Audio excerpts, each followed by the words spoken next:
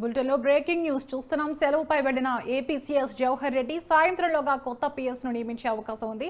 సలహాదారులను తొలగించాల్సిందిగా ఆదేశాలు జారీ చేశారు. ఇప్పటి వరకు రాజీనామా చేయని సలహాదారులను తొలగించాలని ఆదేశించారు. సెలవుపై వెళ్లిన ఆర్థిక శాఖ ప్రత్యేక ప్రధాన కార్యదర్శి రావత్